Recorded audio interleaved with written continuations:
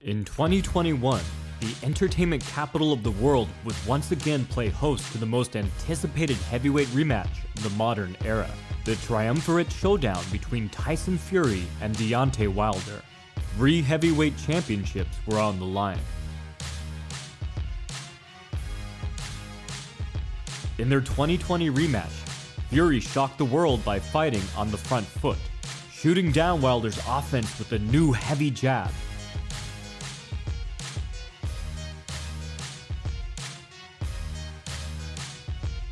And eventually alternating that with lead hooks.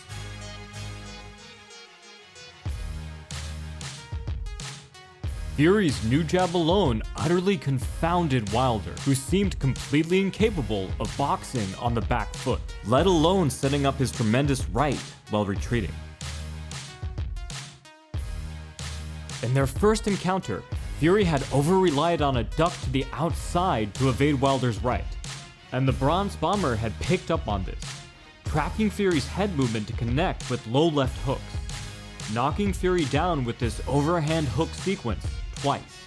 So, in their second encounter, Fury changed up his defense, standing more upright and using a long block with the head turn to ride back the force of Wilder's signature blow.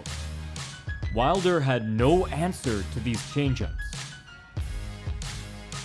as Fury connected with punch after punch. Wilder's corner threw in the towel, saving their fighter from further punishment. With 2 incredible fights behind them, the heavyweight titans were destined to meet once more, and if history repeated itself, it would be an instant classic. Although Fury was less than thrilled, as he had been expected to face Anthony Joshua in Saudi Arabia to unify the world heavyweight titles. However, a judge insisted that the rematch clause from his and Wilder's second fight was still valid. In contrast, Wilder had no questions about his motivation. To quote the man himself, he wanted to reclaim what was his, paid in full by blood. While Wilder had plenty of excuses for losing the second fight, ranging from a heavy pre-fight outfit to a spiked water bottle, his actions spoke louder than these words, and he centered his training around becoming a better, more well-rounded boxer. He brought in a new coach who stressed the importance of fundamentals. He focused on expanding his toolkit, outfitting the former champion with weapons beyond his wrecking ball right. Fury's camp, on the other hand, focused more on physical preparation. According to his coach, Sugar Hill Stewart, Fury was already beyond unstoppable. The night arrived, and nearly 2 years of anticipation turned to manic suspense as the towering heavyweight stood ready for the challenge ahead.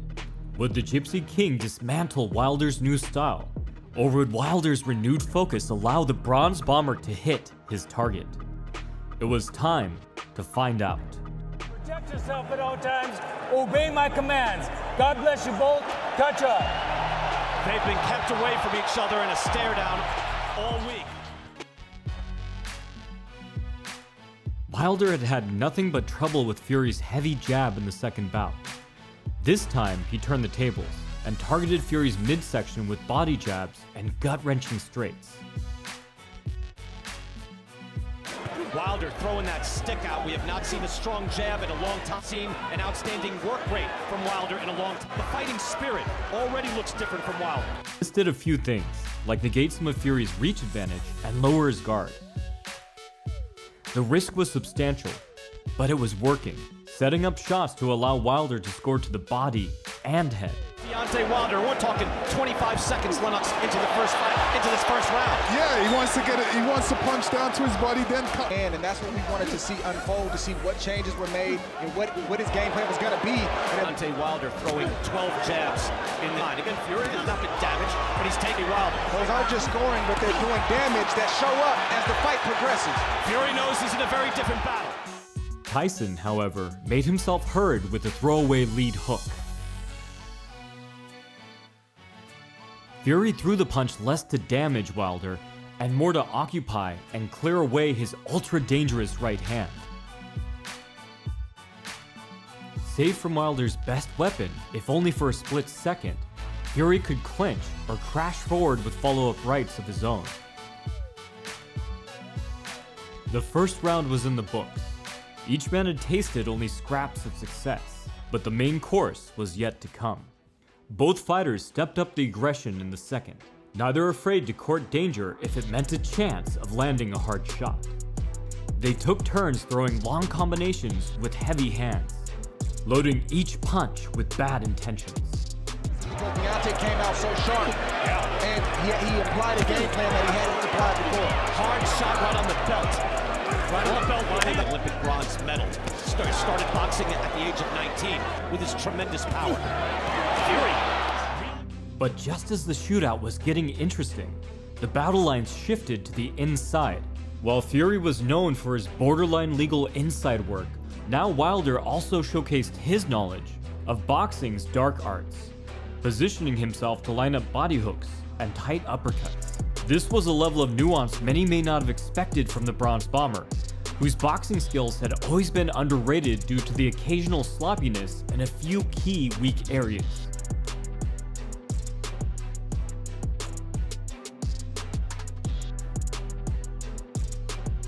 In the final seconds of the round, Wilder unleashed a double jab and a clubbing right hand that caught Fury behind the ear. But Fury battled back, returning the favor a moment later and pulling Wilder into the clinch until the bell sounded the end of the round.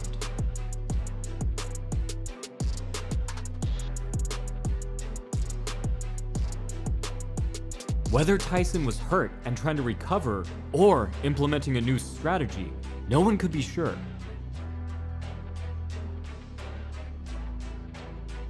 But Wilder confidently walked back to his corner, pumping his arm in a clear sign of confidence at his expanded skill set. His camp had focused on broadening his weapons, and thus far, he was performing like a well-developed boxer. The third round was straight up bizarre, with the dynamics of the fight shifting rapidly. The fighters seemingly altering their game plans nearly moment to moment, with the crowd hanging on every unpredictable exchange. At first, Fury played the part of the traditional boxer, showcasing the sweet science with active hands, fleet-footed in-and-out steps, and a poking jab.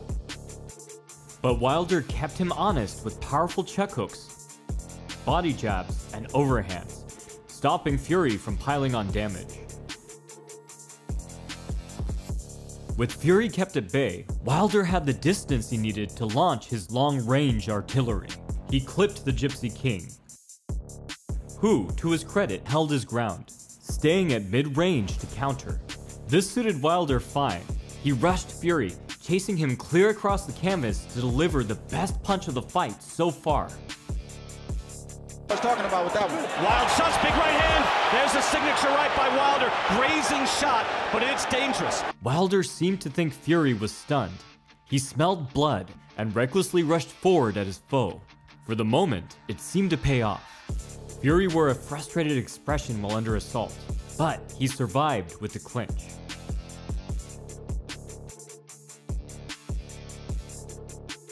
He trumpeted back, lobbing hooks around Wilder's guard. Wilder tried to shell, but Fury ripped down his glove and landed a tight, knee-rattling right hand. With Wilder doubled over, Fury cemented his head in place and landed a crisp uppercut. The Bronze Bomber dropped. And just like that, Wilder had gone from the hammer to the nail. Wilder answered the count, but he was clearly not fully recovered. The action continued, and now Fury pounced. But Wilder maintained his composure, doing everything right to survive the round. Even while under assault, though he stumbled with every punch like he was fighting on a sailboat. After only 3 rounds in the books, the fight had already been a whiplash-inducing all-action affair full of twists and turns. But what the crowd didn't know is that it was time to buckle up, because they hadn't seen anything yet. Inspired by his success at the close of round 3, Fury quickly advanced to gain ground in the 4th. Skipping the finesse, he went right to power punches, then attempted to roughhouse Wilder with dirty boxing. But Wilder had recovered, and he skillfully stifled Fury by returning to his previous strategy: long body jabs from range and compact uppercuts during the phone booth exchanges.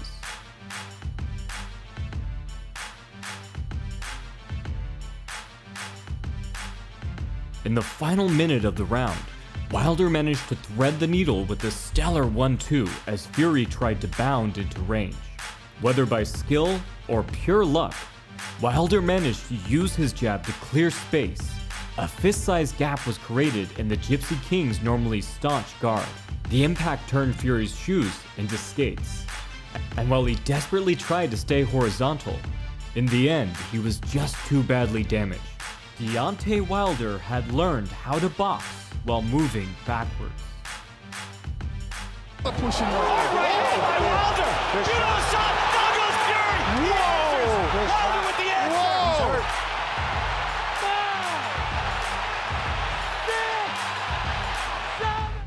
Both men had now become acquainted with the canvas, and it was only the fourth round. Fury rose just as he had before, and once again, Wilder pursued his cerebrally compromised foe. But Fury leaned hard on experience and skill, displaying incredible head movement before reaching out with a Hail Mary counter right. In response, Wilder prevented Fury's head movement altogether with a collar tie and smashed a right hand behind the ear. Fury's legs powered down for the second time in the round. He's hurt, fellas. Over there! But the 6'9" behemoth fought gravity yet again, making it to his feet just as the bell closed out the fourth. Another round, another momentum shift. Now the ball was firmly in Wilder's court, but could he pull off a full court press? Not wanting a repeat of the third where he gave away his advantage, Wilder remained disciplined at the start of the fifth. Rather than blitz in with reckless abandon, he lined up his targets with jabs, setting the coordinates for his high-velocity right hands. Trusting to his game plan, he was finding success.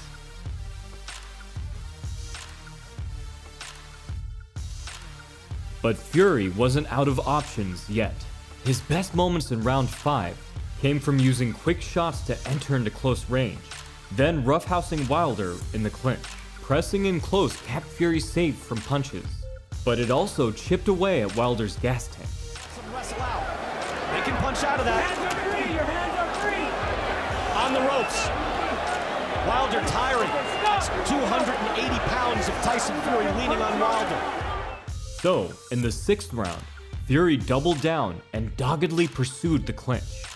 Behind nearly every combination, Fury would follow with mean-spirited wrestling, keeping himself safe from Wilder's tremendous power. But there was more to it than that. At 6'7", Wilder was a large heavyweight, but unfortunately for him, Fury was bigger. The bronze bomber was forced to carry Fury's weight after every exchange, and it clearly started to take its toll.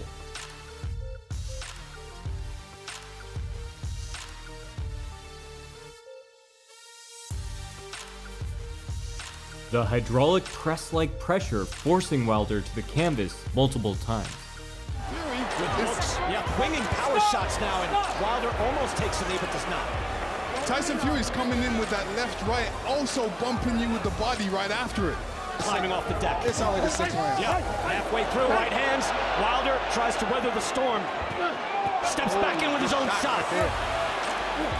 Fury starting to move his own head. Caught him with the right hand. Wilder back against the ropes.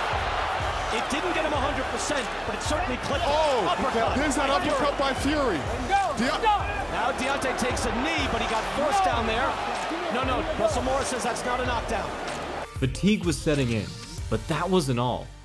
Fury was also connecting with short-range uppercuts to the head and body, locking Wilder in place by controlling his head and arms. Caught in a grappling whirlwind, every strike from Fury was like flying bits of debris. The damage was mounting, and Wilder's frame was struggling underneath the weight.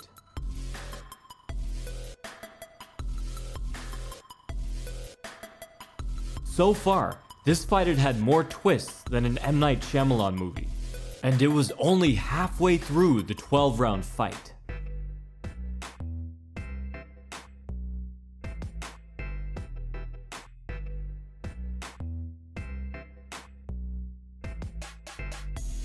Fury continued his bullying barrage in the 7th, finding more and more opportunities to inflict damage at close range.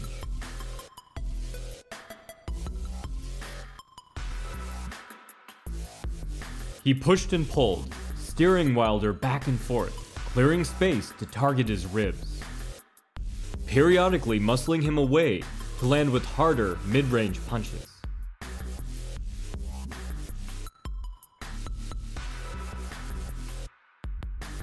Fury's wrestling plundered Wilder's stamina, and possibly his confidence too. He doesn't want to get hit with the counter. It's a pitched battle here in the 7th round, heavyweight championship of the world. That looked low from Fury. Morris says move those shots up. Right hand cupping. At the end of the round, Wilder was drenched, damaged, and running out of options.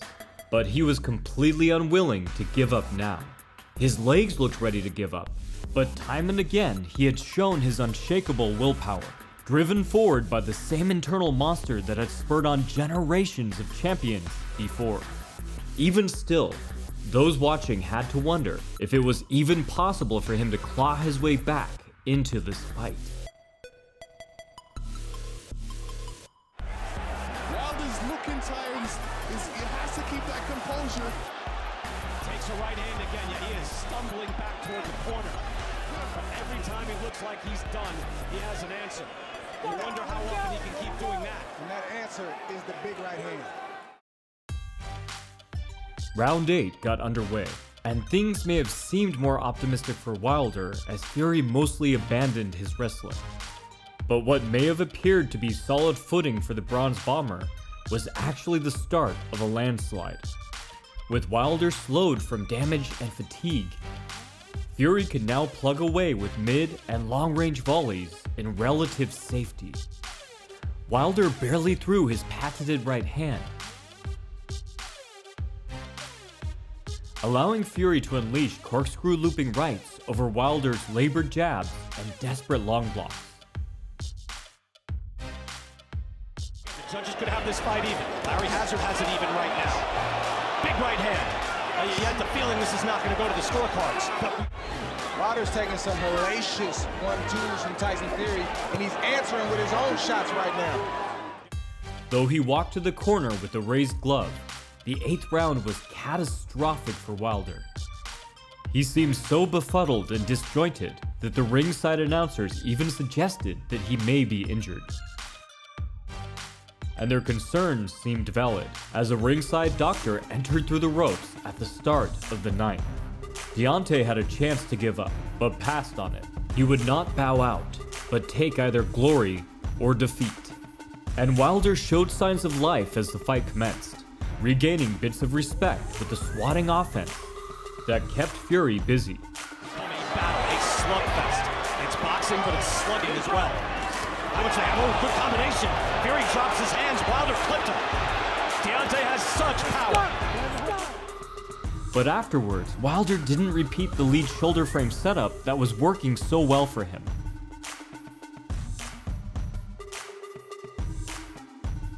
So, with pinpoint accuracy and bad intentions, Fury proceeded to land jab after jab, following up at will, and placing his gloves wherever he wanted them.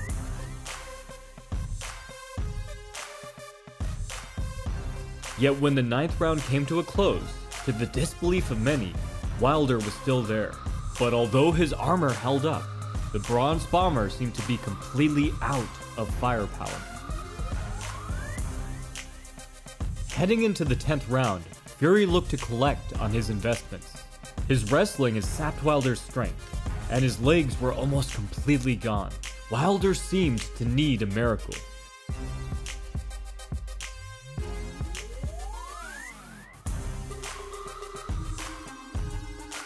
He managed to find an opening for an impactful rear body hook, but Fury was too elusive for him to land a follow-up, weaving under a lead hook to gain the superior outside angle. The Gypsy King landed a strong right hook, connecting so solidly that Wilder tilted mid-air, going horizontal before touching the canvas.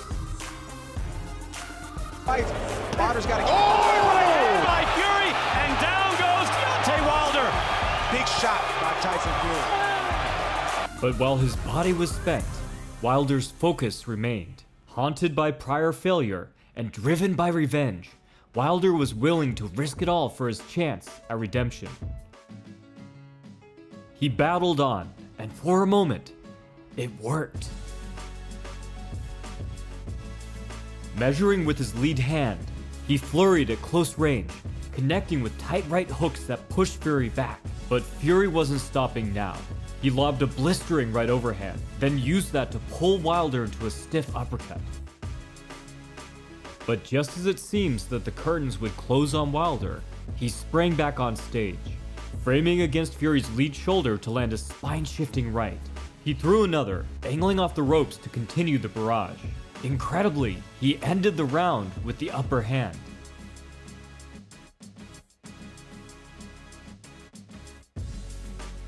Wilder had survived again. He didn't find a miracle, but he seemed to have a prayer. Like his own private divine revelation, Wilder had found a good way to set up his right hand at the very last moment.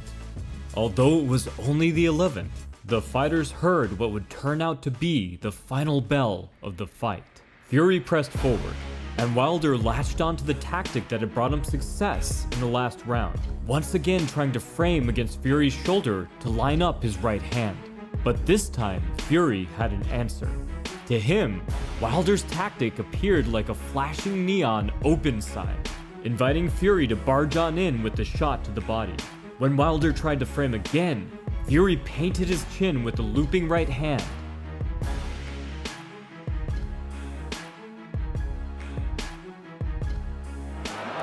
Wilder does not look stable on his feet right now. Trying to stay up, hard body shot by Fury. Fury continued with an uppercut.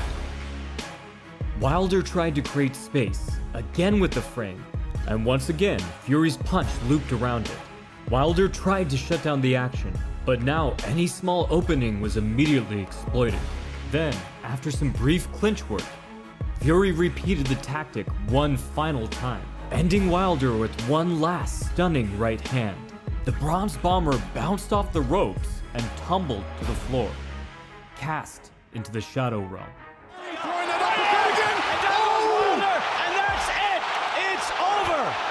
Russell Mora waves it off. He's not counting. The Gypsy King is the heavyweight champion of the world. And with that, the rivalry was settled. After 4 years of harsh words, back and forth knockouts, and nearly 30 rounds of heated battle, the Gypsy King had emerged as the final victor. It was as if we had all been granted a glimpse into boxing's glorious past, able to witness a modern-day classic. A fearsome clash of styles that seemed to belong in the golden era, between two literal giants of heavyweight. If you'd like to learn more about techniques and principles, you can check out my books on power, footwork, and defense, linked below. From the Modern Martial Artist, this has been David Christian, wishing you happy training.